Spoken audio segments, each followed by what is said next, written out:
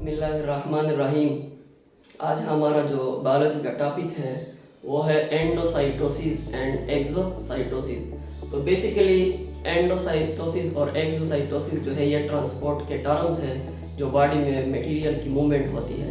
लेकिन टॉपिक शुरू करने से पहले आप सबसे मेरी एक छोटी सी रिक्वेस्ट है कि आप लोगों ने अभी तक अगर मेरा यूट्यूब चैनल असीम हान ज़ूलॉजिस्ट सब्सक्राइब नहीं किया तो आप यूट्यूब चैनल असीम हान ज़ूलॉजिस्ट को सब्सक्राइब करें, इस वीडियो को एंड तक वॉच करें और अपने फ्रेंड के साथ शेयर करें। अब हम बात करते हैं सबसे पहले एंडोसाइटोसिस की।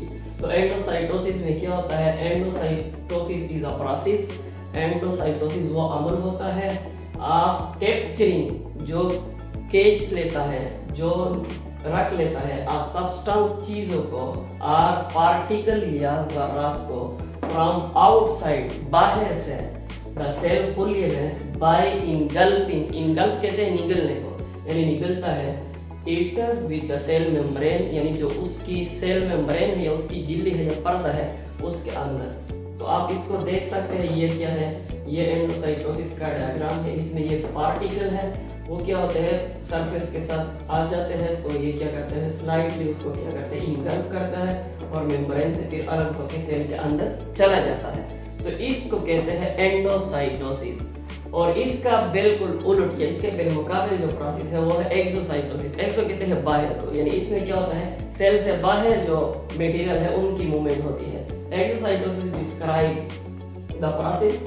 एक्सोसाइटोसिस में वो अमल होता है आप वेसिकल, जिसमें जो वेसिकल होते हैं fusing with the plasma membrane, वो क्या हो जाते हैं प्लाज्मा मेम्ब्रेन के साथ फ्यूज हो जाता है एंड रिलीजिंग द कंटेंट, और उसके जो कंटेंट होते हैं उसको क्या करता है रिलीज करता है to the outside of the cell fully के बाहर।